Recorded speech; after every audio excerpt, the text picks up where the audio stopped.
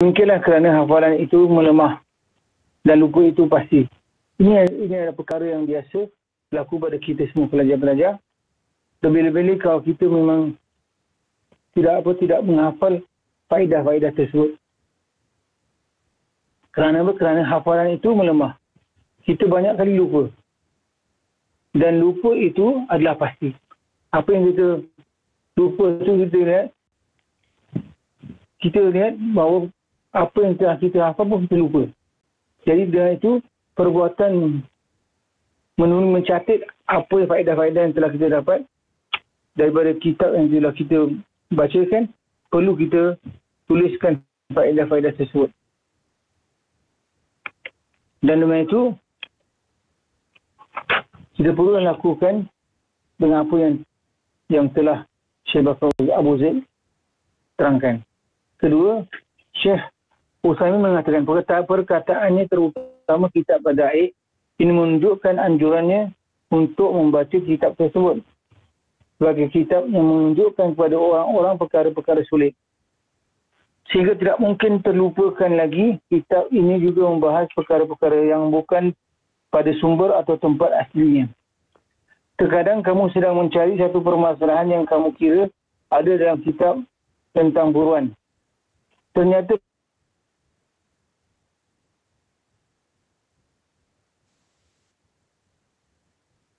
permasalahan tersebut disebutkan dalam bab lain. Maka ketika kamu menemukannya di tempat lain,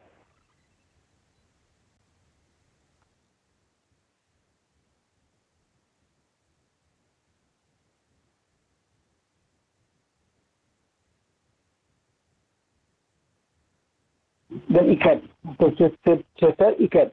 Begitu juga halnya dengan khabayah az-zawaya yang bahas sesuatu tidak pada jalurnya. Maksud judul kitab tersebut adalah apa yang tersembunyi di sudut-sudut lain ditemukan. Sedangkan maksud dari perkataan, maka kamu akan mutiara-mutiara yang bertibaran yang kamu kehilangan. Iaitu masa-masa yang mungkin tampak atau muncul kepadamu atau muncul di kitab-kitab para ulama. Dan itu banyak bersibaran. Maka sebab itu harus dikumpulkan dan jadikan dalam satu kitab. Jadi faedah-faedah waid dan sebagainya, kitab Khabayah Az-Zawaya, maka kita catatkan kitab tersebut, permasalahan apa yang kita mencari. Dan faedah daripada kita dapat tersebut, kita harus catatkan. Sebab itu Syekh mengatakan tentang lebih pentingnya kita mencatat dan mengatakan atau memberitahu tentang apa faedah yang telah kita dapat daripadanya. Nah, teruskan. Asy-Sya'bi berkata, apakah kamu mendengar sesuatu maka tulislah, meskipun di dinding. Diriwayatkan oleh Haithumah, dan jika sudah terkumpul, maka tulislah dalam buku catatan berdasarkan topik-topik tertentu. Maka itu dapat menolongmu dalam waktu yang paling sempit, yang terkadang sulit untuk diingat. Penjelasan, benar jika sudah terkumpul ilmumu sesuai dengan kehendak Allah banyaknya, maka kumpulkanlah dalam satu buku catatan atau apapun namanya. Yang penting kamu mengumpulkannya, tetapi mengenai disusun dalam topik-topik tertentu. Manakah yang lebih baik dengan disusun berdasarkan abjad? Kami memandang abjad. Kami memandang bahawa disusun berdasarkan abjad lebih bagus kerana menyusunnya berdasarkan topik. Para ulama berbeza-beza mengenai hal ini. Misalkan penyusun mazhab Hambali tidak sama dengan mazhab Syafi'i, apalagi dalam hal muamalat. Bahkan masih dalam mazhab yang sama pun terdapat perbezaan dalam penyusunan topik mereka, seperti antara generasi awal dengan terakhir mereka. Tetapi jika kita susun berdasarkan abjad, tentu lebih mudah dan semua topik akan sama. Jelaslah bagi kita sekarang bahawa Syekh Bakar menganjurkan untuk menjaga ilmu dengan menuliskannya. Tapi di antara para ulama ada yang sebaliknya. Ada yang mengatakan bahawa ilmu itu harus dijaga di luar kepala, bukan dalam tulisan. Kerana jika dijaga dalam tulisan, pasti setelah itu diabaikan.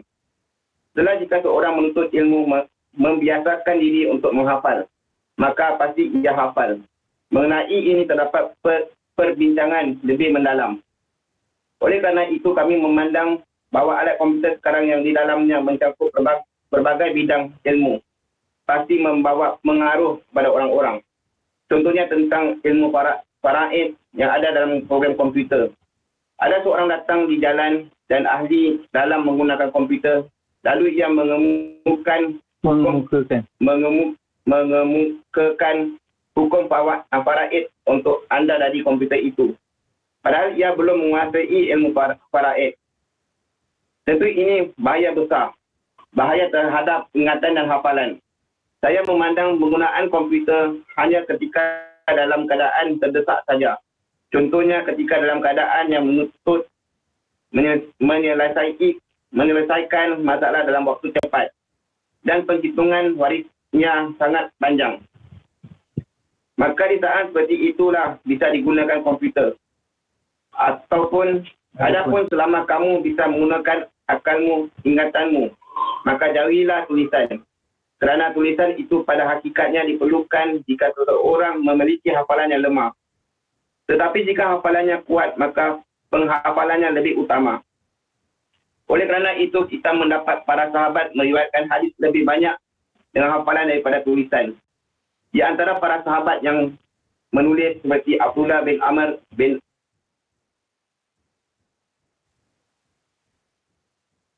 Al-Asqan demikian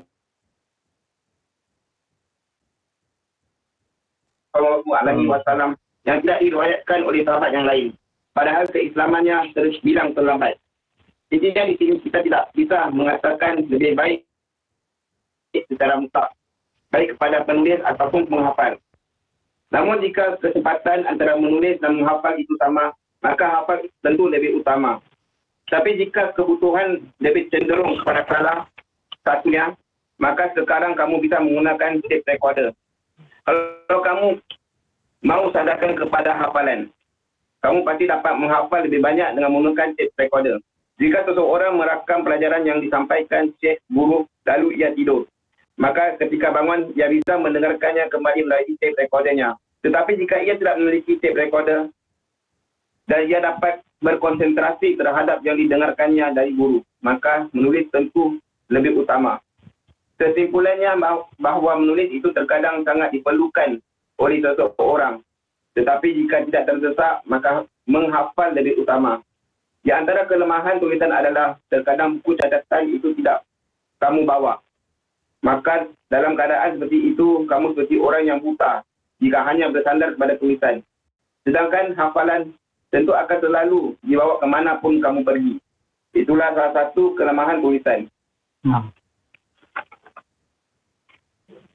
Syekh Bakar Abu Zaid dalam matan mengatakan, Asy-Sya'bi berkata, apabila kamu mendengar sesuatu maka tulislah.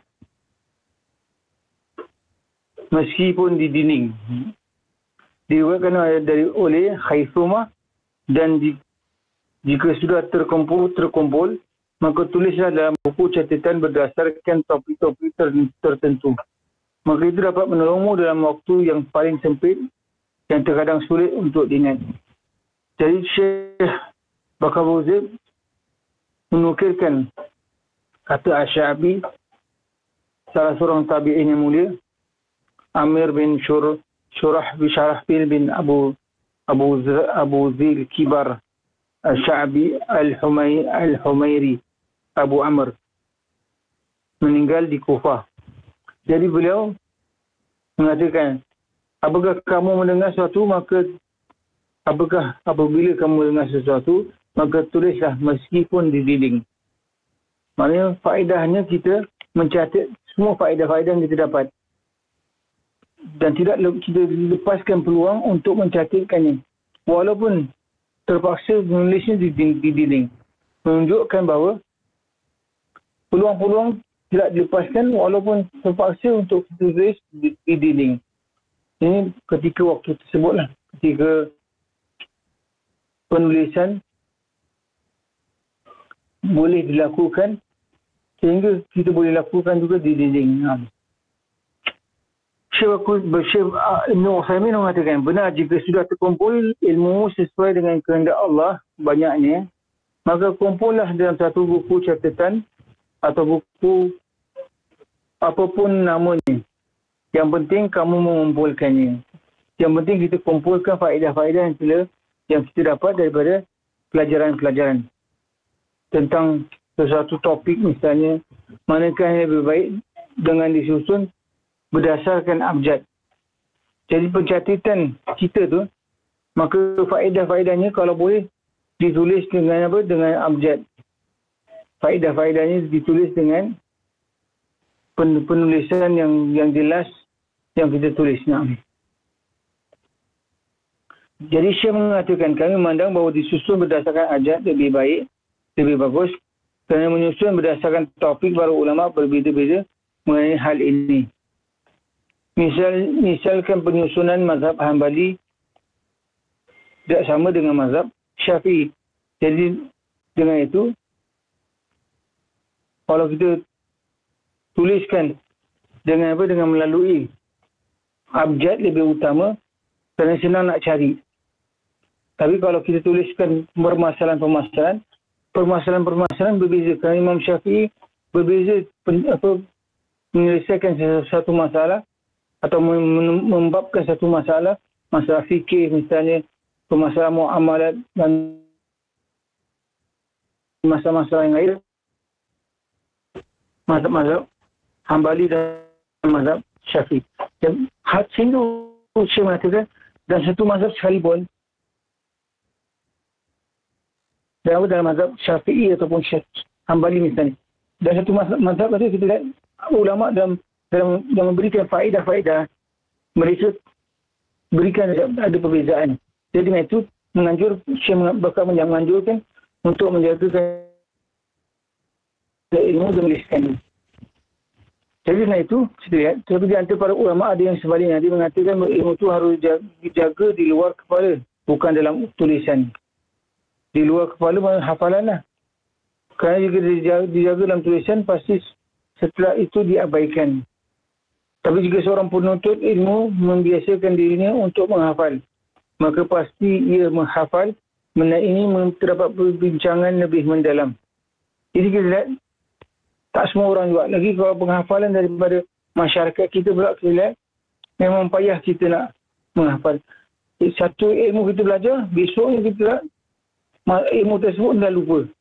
Kerana kita tak hafal. Tak jadi kebiasaan pada diri kita untuk menghafal sesuatu masalah. Itu juga adalah salah satu perkara yang Syekh mengatakan, yang menunjukkan bahawa kita juga pincang untuk melakukannya. Jadi Syekh menerangkan tentang penggunaan penghafalan itu daripada sudut program komputer misalnya.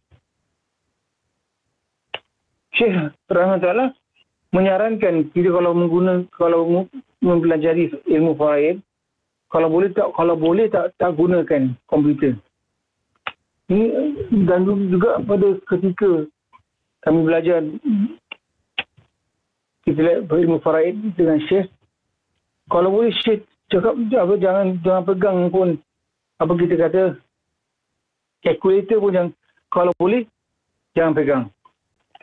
Dia suruh kita fikirkan, suruh kirakan dengan akal kita. Jangan kita gunakan kalkulator kita gunakan. Padahal tak semua orang kita kata boleh mengira demikian. Itu tapi Syekh melatihkan pelajar-pelajarnya untuk mempunyai kekuasaan untuk melakukan pengiraan tanpa menggunakan alat kalkulator sebagainya. Itu juga adalah satu masalah kerana ketidakbiasaan kita melakukan seperti itu, maka kita selalu bergantung pada alat-alat seperti kita katakan kalkulator sebagainya ataupun komputer. Jadi kita lihat Syekh rahmatullah menerangkan, adapun selama kamu bisa menggunakan akalmu, ingatanmu maka jauhilah tulisan. Kerana tulisan itu pada hakikatnya diperlukan jika seorang memiliki hafalan yang lemah. Tapi jika hafalannya kuat, maka menghafalnya lebih utama. Oleh kerana itu, kita mendapati bahawa para sahabat meriwayatkan hadis lebih banyak dengan hafalan daripada tulisan. Di antara para sahabat adalah Abdullah bin Amr bin As. Tapi Abu Hurairah tidak menulis.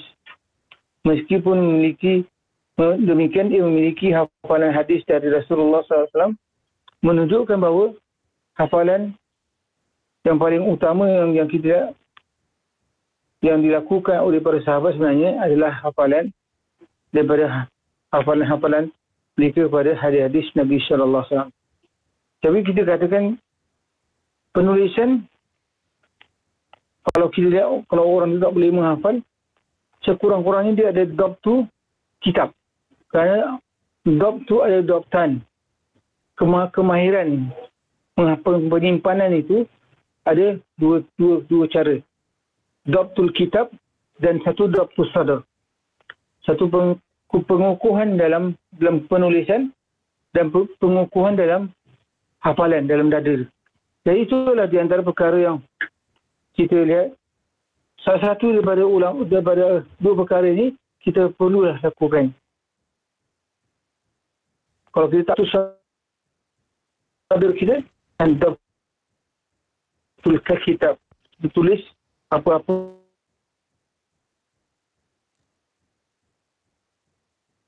yang faedah yang kita dapat, kita harus tuliskan. Begitulah kita yang telah dilakukan oleh ulama. 6. Dan Syekh menerangkan tape recorder pula. Bahawa tape recorder sekarang dah boleh. Kalau tak boleh datang pada kelas dan sebagainya, tapi kita dapat mengulangkan perjalanan tersebut dengan recorder yang kita mainkan setelah bangun dari tidur, setelah kita tidak dapat mendatangi kelas-kelas syekh dan sebagainya. Jadi dengan ini, menggunakan lagi salah satu daripada cara yang lain adalah dengan kita menggunakan tape recorder. Kesimpulannya, bahawa menulis itu terkadang sangat diperlukan oleh seseorang. Tapi jika tidak terdesak, maka menghafalnya lebih utama. Di antara kelemahan tulisan adalah terkadang buku catatan tidak boleh kamu bawa. Ini dalam keadaan kita tak boleh bawa kitab. Dalam keadaan seperti itu, kamu seperti orang yang buta jika hanya bersandar kepada tulisan. Sedangkan hafalan tentu akan selalu dibawa ke mana pun kamu pergi. Itulah salah satu kelemahan tulisan. Jadi itu yang kita lihat. Yang kita hadapi juga masalah untuk menghafal, kita tak biasa dengan budaya kita, tak membiasakan dengan penghafalan. Jadi macam mana pun kita harus wujudkanlah dalam masyarakat kita mereka-mereka yang juga menghafal akan ilmu. Dengan itu, setiap ilmu yang kita pelajari, kalau boleh kita menghafalnya. Saya ada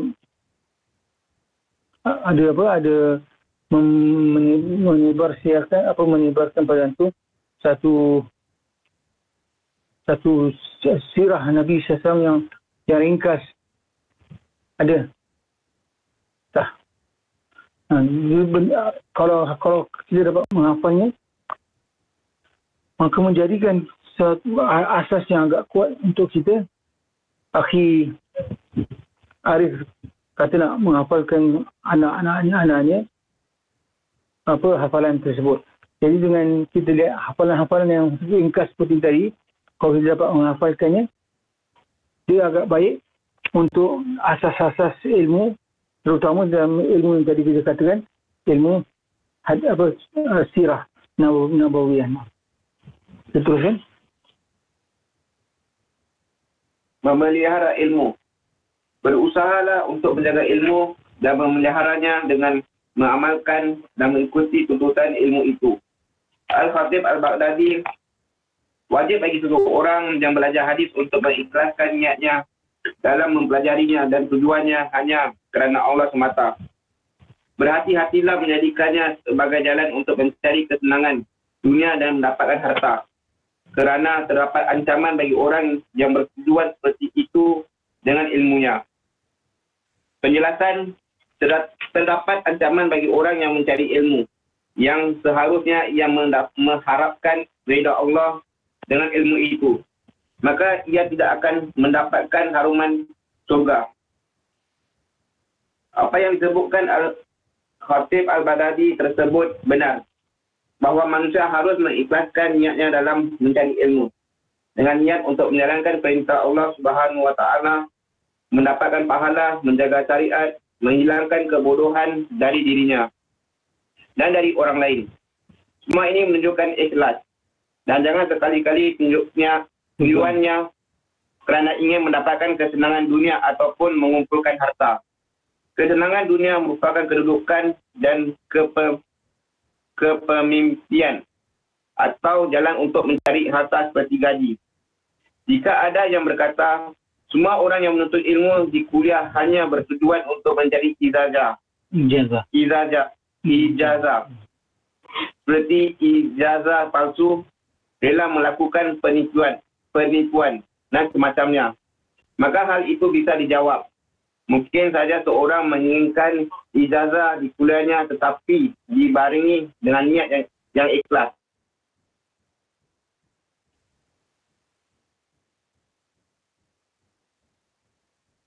Iaitu untuk bisa mengangkat kepada yang lain.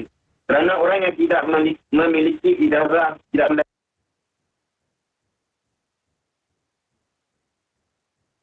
menjadi pengajar kepada sekolah dan semacamnya, yang semuanya tergantung kepada ijazah. Kerana tanpa ijazah itu saya tidak dapat mengajar, atau saya ingin mendapatkan ijazah agar bisa menjadi seorang dai. Kerana kita sekarang hidup di zaman yang seseorang tidak bisa menjadi dai kecuali ada ijazah. Jika itu niatnya, maka ia adalah niat yang baik yang tidak akan merosak kebaikan, insya-Allah.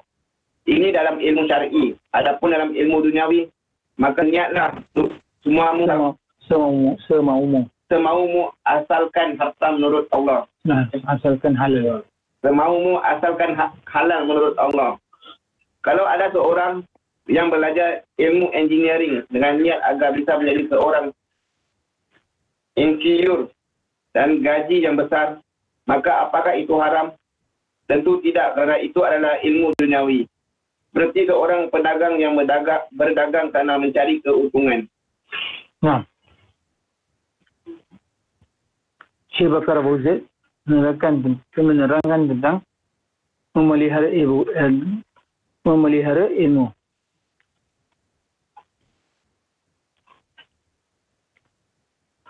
Dia berkata, berusahalah untuk menjaga ilmu dan memeliharanya dengan mengamalkannya dan mengikuti tuntunan ilmu itu. Al-Khatib Al-Baghdadi mengatakan wajib bagi seorang yang belajar hadis untuk mengikhlaskan niatnya dalam mempelajarinya dan tujuannya hanya kerana Allah semata. Berhati-hatilah menjadikan sebagai jalan untuk mencari kesenangan duniawi dan mendapatkan harta. Kerana dapat ancaman bagi orang yang bertujuan seperti ini, itu dengan ilmunya. Jadi Syekh Bakar Abu Zaid pada asal kita lihat nasihat dia adalah haruslah seseorang itu berusaha untuk menjaga ilmunya dan memeliharanya daripada melakukannya atau memelihara dengan mengamalkannya. Dan oleh itu beliau menganjurkan bahawa seorang yang belajar hadis untuk mengikhlaskan niatnya dalam mempelajarinya dan tujuan hanya kerana Allah semata. Jadi beliau memberi nasihat kepada para pelajar agama untuk haruslah berusaha seraya upaya belajar sesuatu dengan seikhlas mungkin. Kerana tidak menggandingkan dengan niat-niat yang salah. Seperti niat untuk mendapatkan keduniaan saja. Syekh Ibn Utsaimin mengatakan terdapat ancaman bagi orang yang mencari ilmu yang seharusnya dia mengharapkan rida Allah dengan ilmu tersebut, maka ia tidak akan mendapat harumnya syurga. Ini berkenaan dengan ancaman bagi orang yang belajar ilmu agama. Ilmu agama ini untuk mendapatkan keridaan Allah. Tapi dia tidaklah belajarnya melainkan untuk sejebih daripada kehidupan dunia dan sebagainya. Maka Allah SWT mengatakan dia tidak akan dapat bauan, akan dapat membau syurga pun tidak akan dapat. Jadi dengan ini, Syekh mengatakan tentang apa yang dikatakan oleh Khatib Al-Baghdadi tentang peri pentingnya niat yang dilakukan dengan ikhlas adalah benar mengatakan bahawa manusia harus mengikhlaskan niatnya dalam mencari ilmu dengan niat untuk menjalankan perintah Allah Subhanahu wa taala. Mendapatkan ilmu, mendapatkan pahala, menjaga syariat dan menghilangkan kebodohan dari dirinya dan orang lain. Jadi itulah niat yang patut kita dalam kita mempelajari ilmu itu, kita haruslah berbekalkan dengan niat yang soleh. Itu untuk mendapatkan pahala, menjaga syariat, menghilangkan kebodohan pada diri sendiri dan pada orang lain. Semua ini menunjukkan ikhlas. Dan jangan sekali-sekali tujuan kerana ingin mendapatkan kesenangan dunia ataupun mengumpul harta. Kerana dasarnya kesenangan dunia berupa kedudukan dan kepimpinan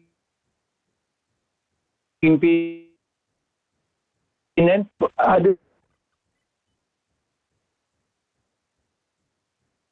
Semua orang untuk ilmu di kuliah hanya bertujuan untuk mencari ijazah, seperti ijazah palsu ili melakukan penipuan dan semacamnya, maka hal itu bisa jawab. Mungkin saja orang menginginkan ijazah di kuliahnya tapi dibaringi, disertai dengan niat yang ikhlas. Kalau disertakan dengan niat yang ikhlas, walaupun dia belajar di kuliah untuk mencari ijazah, itu yang biasa kita lakukan. Tapi kita haruslah dalam kita niatkan untuk mendapatkan ijazah dan sebagainya, kita harus membaringkan menyertakan bersama-sama dengan niat tersebut, niat yang ikhlas. Untuk, saya mengatakan, untuk bisa mendapat manfaat kepada orang lain. Kerana orang yang tidak memiliki ijazah tidak dapat menjadi pengajar. Ini jelas. Kalau ijazah tak dapat, sudah tentu dia tak dapat jadi pengajar. Sudah tentu dia tak dapat jadi kepala sekolah. Dan semacamnya. Dan semuanya tergantung kepada keberadaan ijazah. Jadi Syekh Rahmatullah dalam pandangannya terhadap orang yang belajar untuk dapat ijazah, dia membenarkan kita belajar untuk mendapatkan ijazah. Tapi kita kata dasar yang utama itu adalah untuk keridaan Allah Subhanahu wa taala. Kerana sekiranya kita dah dapat ijazah tersebut, barulah kita dapat wasilah-wasilah yang lain. Seperti kita dapat jadi da'i, kita dapat jadi kepala sekolah atau sebagainya. Kerja-kerja yang dibenarkan, tidak dibenarkan melainkan seseorang mempunyai ijazah tertentu. Jika ada yang berkata saya ingin mendapatkan ijazah kerana tanpa ijazah saya tidak dapat mengajar, atau saya ingin mendapatkan ijazah agar bisa menjadi da'i, kerana kita sekarang hidup di zaman yang seseorang tidak bisa menjadi da'i kecuali ada ijazah. Jika itu niatnya, saya mengatakan maka ia adalah niat yang baik dan tidak akan merosakkan kebaikan, insya-Allah. Jadi Syekh di sini Syekh mengatakan niat seseorang kalau ada di samping untuk mendapatkan perkara-perkara dunia dan sebagainya dalam dia belajar pun tidak ada masalah. Kerana dengan demikian, dengan niat tersebut, tidak dapatlah melakukan lanjutan daripadanya, tidak dapat melakukan dakwah dan sebagainya. Jadi dengan itu, apa yang dikatakan tadi, maka kita lihat kalau seseorang belajar di samping daripada dia belajar untuk ijazah dan sebagainya, walaupun dia adalah mendapatkan ijazah adalah untuk keduniaan, tapi dia dengan niat tersebut, dia haruslah baiki niatnya hanyalah untuk dapatkan keridhaan Allah Subhanahu Wa Taala. Jadi dia tidaklah tercela kerana niatnya tersebut. Itu adalah perkara yang kita lihat, perlu kita menasihati diri kita juga. Tapi kadang-kadang kita dalam perkara tersebut, kita haruslah ada mungkin sesiapa kawan dan sebagainya yang boleh mengingatkan kita, tidaklah kita belajar semata-mata untuk dapatkan ijazah tersebut. Mungkin ada, apabila kita ada kawan-kawan seperti ini saling mengingatkan, maka kita akan mengingat, dan tidaklah kita punya niat hanyalah untuk ijazah saja, hanyalah untuk keduniaan. Daripada itu kita dapat menimbangkan niat-niat tersebut dengan niat yang soleh, insya-Allah. Nah, ada soalan? Ada soalan? Ikhwan?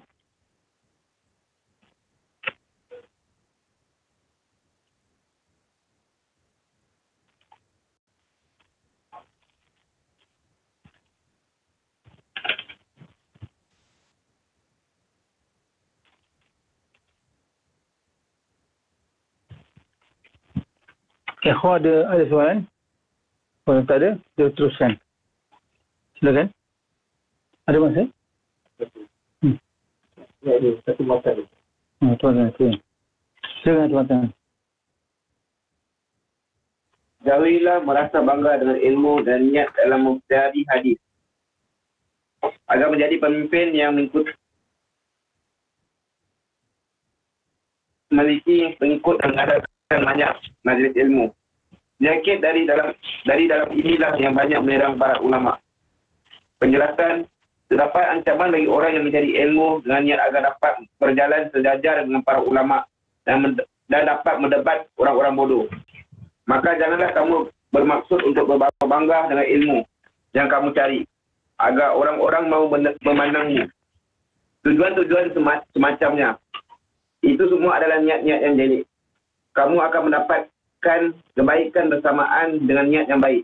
Dengan niat yang baik, dengan sendirinya kamu akan menjadi pemimpin dan pandang orang semua. Di semua orang.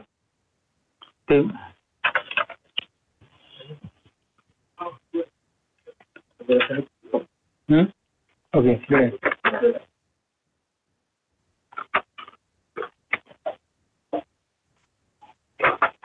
Jadi Syekh dalam matan mengatakan, Syekh Bakar Zaid mengatakan, jauhilah merasa bangga dengan ilmu dan niat dalam mempelajari hadis, agar menjadi pemimpin yang memiliki pengikut dan mengadakan banyak ilmu. Penyakit dari dalam inilah yang banyak menyerang para ulama. Jadi Syekh Rahmatullah menasihati kita semua, jauhkanlah daripada perasaan berbangga-bangga dengan ilmu dan niat untuk mempelajari hadis agar menjadi pemimpin yang memiliki banyak pengikut, dan mengadakan banyak majlis ilmu. Ini di antara perkara yang kita lihat berlaku pada para penuntut ilmu sebagainya. Apabila mereka mula boleh memberikan faedah-faedah, lalu mereka mula merasa bangga dengan ilmu yang mereka telah miliki, dan lepas tu mereka mempelajari hadis, tapi mereka mungkin dah terselah keilmuan mereka dalam hadis dan sebagainya. Maka dengan itu mereka mengadakan banyak majlis-majlis ilmu. Maka dengan adanya majlis-majlis ilmu, maka mereka jadi sebab untuk berbangga diri dan sebagainya. Jadi itulah yang penyakit yang paling banyak menyerang para ulama ataupun mereka-mereka yang menempuh jalan ulama itu. Jadi Syekh Ibn Utsaimin mengatakan, terdapat ancaman bagi orang yang mencari ilmu dengan niat agar dapat berjalan sejajar dengan para ulama. Di antara perkara yang Nabi SAW larang juga adalah dalam kita niat kita mempelajari ilmu itu untuk kita liyubahimu bikumul ulama.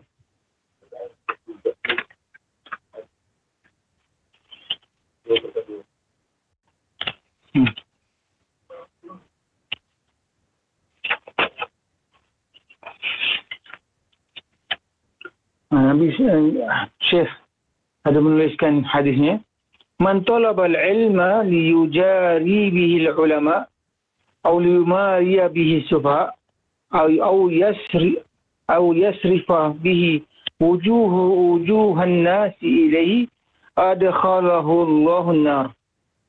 Yang bermaksud, sebarang siapa yang mempelajari ilmu untuk menyaingi para ulama, liyujariya bihil ulama,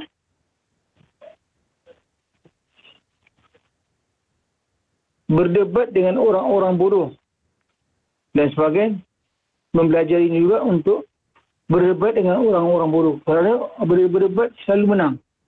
Jadi dia suka untuk berdebat dengan orang bodoh. Ini adalah penyakit juga. Apabila dia dilakukan itu untuk perkara tersebut, jadi kita kata adalah perkara yang Syekh Rahimahullah Ta'ala menerangkan bahawa dan dapat mendebat orang bodoh, maka janganlah kamu bermaksud untuk berbangga-bangga dengan ilmu yang kamu cari, agar orang-orang yang mahu memandangmu tujuan-tujuan semacam ini. Itu semua adalah niat-niat yang jelek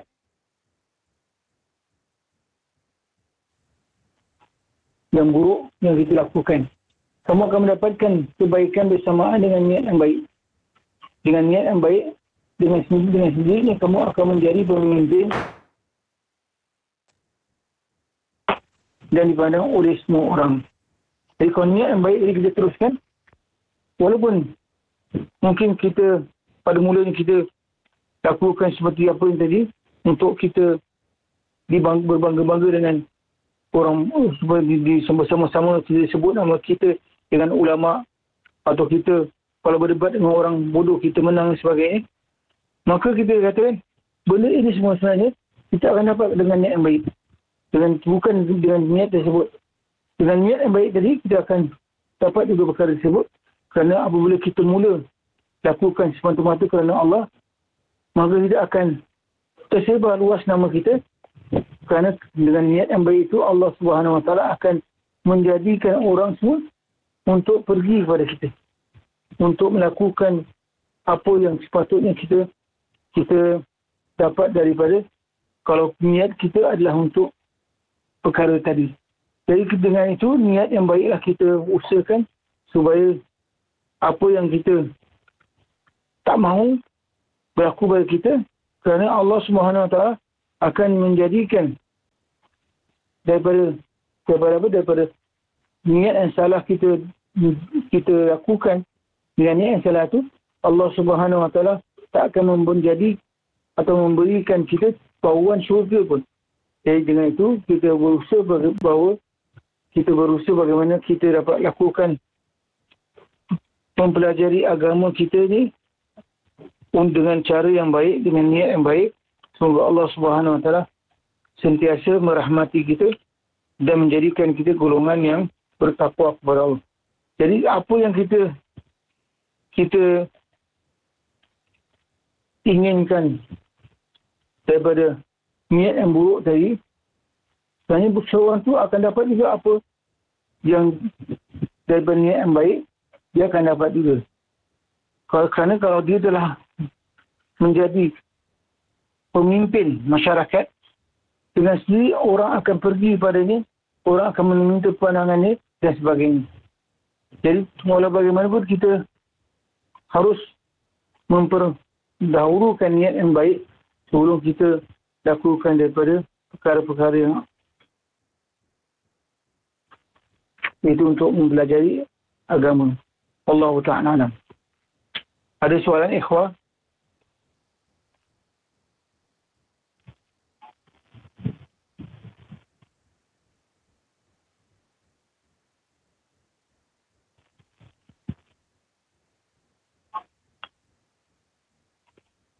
Baik. Ada? Jaga tu sebagai penentu ya. sebenarnya orang tu dia faham, dia faham. Betul. Jadi kalau orang nak dakwah, ada orang nak dakwah, tunggu lah niat baik. Tapi tak kita tak. Kita katakan, kita nasihatkan dia, walau bagaimanapun, usahakan dapat ijazah. Kerana orang sekarang menilai ijazah. Jadi kalau orang tak ada ijazah, bagi mereka pada mata kaca mereka, bahawa mereka tak ada ilmu. Jadi dengan itu kita belajar dengan cara ijazah ini, walaupun kita tahu bukanlah niat yang utama kita belajar, kita perlu perlu kita mempelajari dengan niat tersebut juga untuk mendapatkan ijazah. Kerana ijazah tu salah satu cara orang tahu bahawa kita ada kemampuan ilmiahnya apabila kita telah mendapat ijazah. Setelah kita lalui satu prestasi yang mereka boleh mengeluarkan ijazah, menunjukkan bahawa kita telah sampai dalam melepasi had yang mana mereka akur bahawa kita telah mempunyai ilmu tersebut. Jadi dengan itu, walaupun dia harus menjalani proses-proses pembelajaran, pemeriksaan dan sebagainya, kita haruslah mengatakan pada mereka bahawa perlu juga belajar dan perlulah diperiksa. Jadi kita tak boleh anggap pemeriksaan yang diadakan di sekolah-sekolah adalah perkara yang bid'ah dan sebagainya. Kerana perkara itu sangat diperlukan. Kerana keperluannya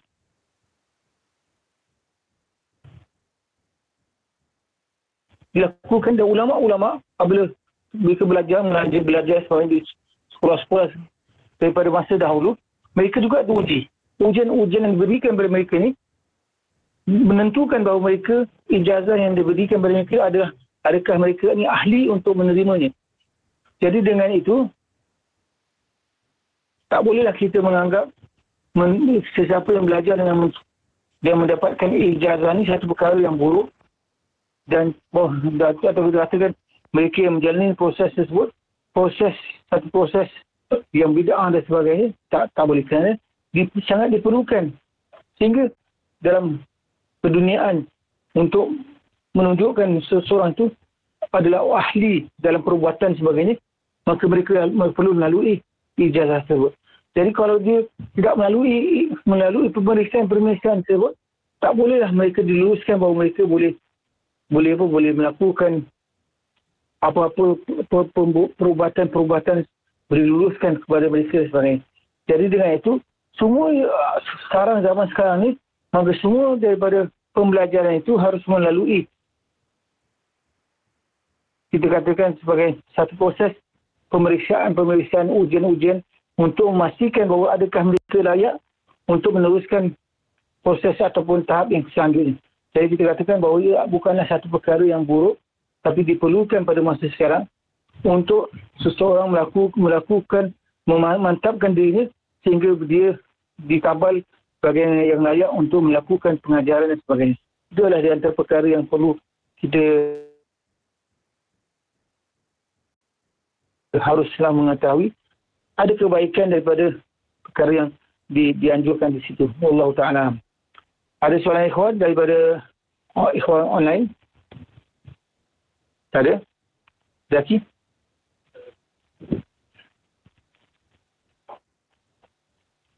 Okay.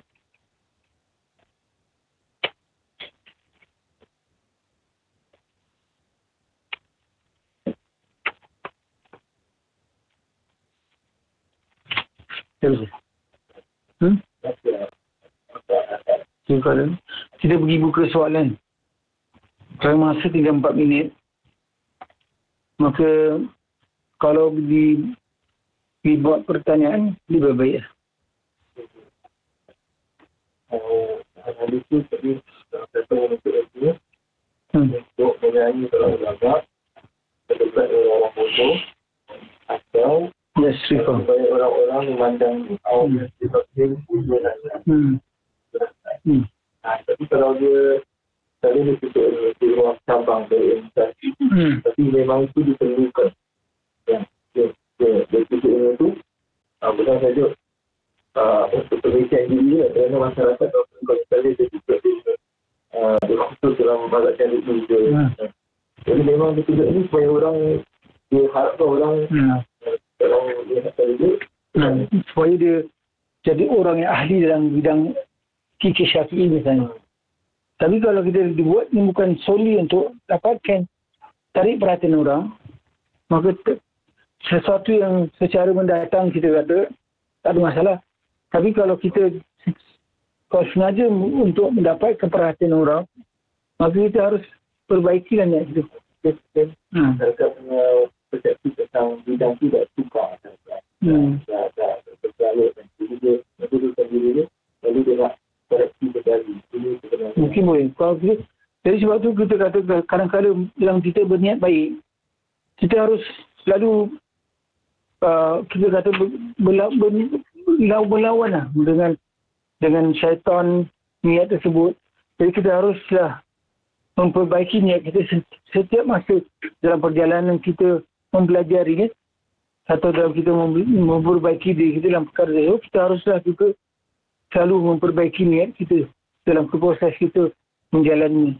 Jadi dalam keadaan itu bermakna bahawa kita dalam kita melawan syaitan untuk membetulkan niat, bukan satu masa kadang-kadang berterusan sampailah kita sampai pada matlamat kita. Allah Ta'ala.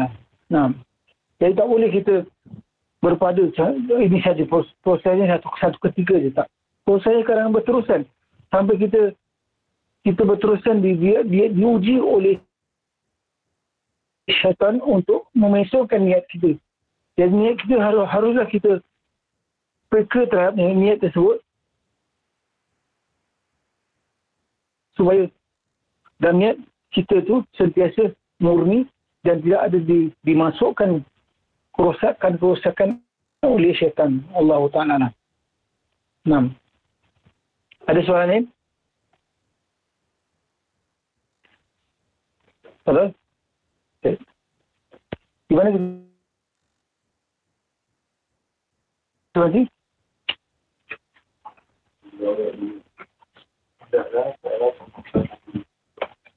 Okay. 100 nombor 2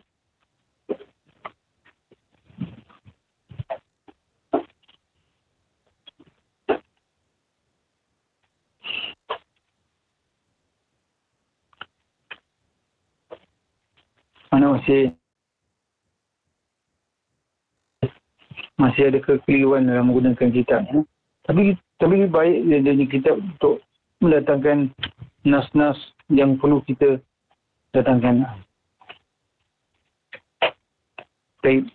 Daripada apa yang telah kita terangkan, ikhwah, tak ada lagi soalan? Tak ada soalan? Jadi oleh kerana tak ada soalan, kita akhirilah sesi kita ini dengan tasbih kafarah dan surat al-Asr. Subhanakallahumma wa bihamdika nashhadu an la ilaha illa anta nastaghfiruka wa natubu ilaik. Bismillahirrahmanirrahim. Wal 'asri innal insana lafi khusr illa alladhina amanu wa 'amilus solihat wa tawasaw bil haqqi wa tawasaw bis sabr. Aqulu ma tasma'un wa astaghfirullaha li wa lakum. Assalamualaikum warahmatullahi wabarakatuh. Waalaikumsalam warahmatullahi wabarakatuh.